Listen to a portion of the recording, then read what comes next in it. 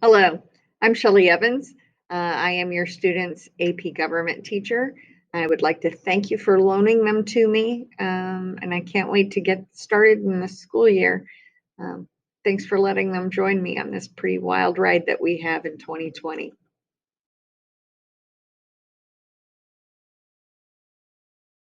As far as supplies go, in AP Government, the key component is that they have their laptop charged for class, access to Wi-Fi when they are at home. If you do not have access to Wi-Fi, please contact technology at 359-5000 and make sure that we work together to try and make sure that your student has access to Wi-Fi. Another really important supply, especially for the classroom, is that they need to have their own highlighter. I do have highlighters, but they have to be sanitized after every use. Therefore, it's probably just best if your student has their own highlighter. We will be looking at a lot of difficult documents, and highlighting that material would be beneficial to them. In this next section, I want to talk about a little bit about the course itself. Um, if you look in your student Schoology, theirs will look just a little bit different than mine. It will, some of these components, but not all of them. Uh, you'll see here, we have it kind of set up. I have it set up by unit um, at the moment, and I will break that down on a week by week basis as I get further into changing things up a little bit for the hybrid schedule. Right now, I want to talk about this document here. This is the AP US Government and Politics Course Description Handbook that is put out by the College Board. So if you want to click on that, you can open up the document and it can take you and you can look through that. It's a pretty big document, but I want to highlight a couple of things. First, I want to show you this is the components of our course. These are the units.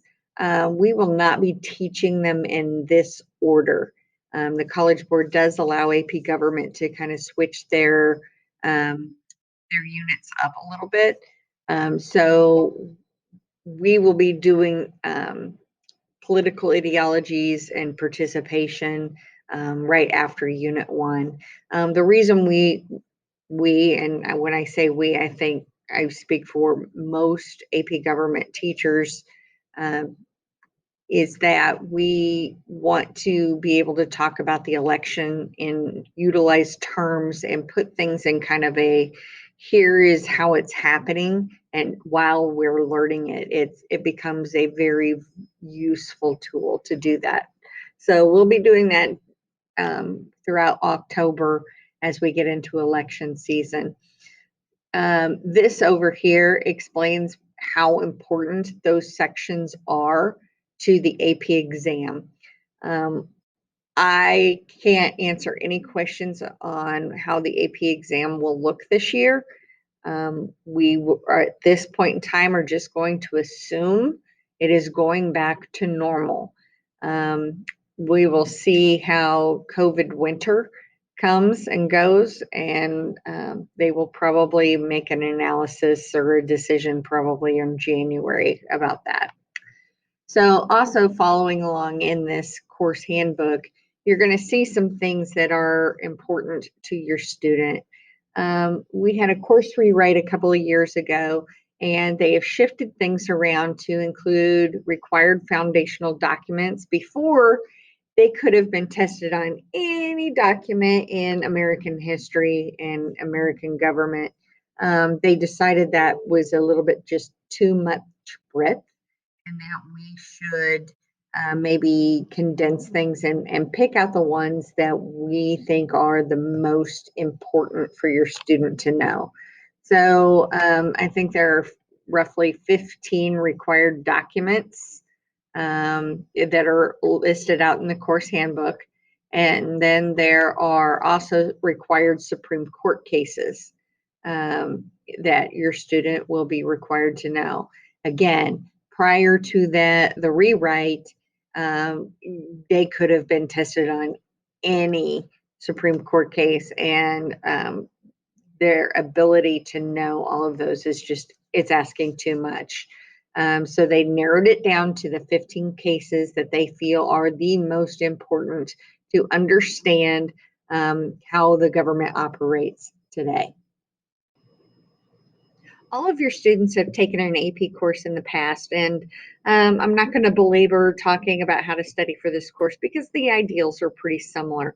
The one thing that is very, very important is that they do their reading and they do the reading guides as they're reading. I've done surveys of my court classes in the past, and they have said that as much as they didn't like doing the reading guides, they've found that that was probably the number one success tip that I did in the class. They found that ultimately that was very, very valuable to them. Next, I would like to go over a couple of things where Schoology is concerned. And so if you'll just kind of follow along with me here. This section over here on the right is the course calendar, and it has the due dates for assignments that must be turned in. But that is not the least that they should be doing in class. So I'm just going to open up the orientation module so that you can kind of see what it will look like inside their course. So in every single unit, the very, very first document is going to say checklist, whether it's a companion and checklist or the checklist. So if you were to open up that document, you will see everything that they should be doing in the course with a due date, and if it is something that is turned in, the points that they need to that would be assessed. So this is just the orientation checklist, and it kind of gives them an idea of things that they should be doing. So whether it is reviewing the document, reading a document, working on a discussion board, etc. It has quizzes, quiz dates that they know when they will happen. So it is inevitable that I will get a phone call from a student saying, I didn't know the test was today. And I will say, well, when did your companion? Did you set a calendar reminder? So it is really, really important, especially for important dates, that not only is that date on the course calendar, as I showed you before, but also someplace that your student will get a reminder. We will be setting up Remind 101 with your students. If you would also like to be on Remind 101, please send me an email, and I can add you to the reminds. So there are two separate locations for them to find these due dates. And because this is an AP course and there is very little flexibility in terms of what I am able to cover and what I have to cover, these dates are going to be pretty set in stone. The reason for that is we have no choice but to follow the AP curriculum, and we've got to get through it. One of the first things I always tell students is, I'm sorry you're a senior, but there is no such thing as a snow day in AP government. Thank you for your time. I'm really looking forward to having your student in class this year. I'm really looking forward to getting started with them. If you have any questions, please send me an email. That is probably the best way to get a hold of me. If you call and leave a voicemail, it will shoot me an email, but I may not be able to check that right away depending on if we're still in classes with the hybrid model. So I'm going to leave that contact information here at the end of the video. Use it whenever you feel like you need to. Thank you. Bye.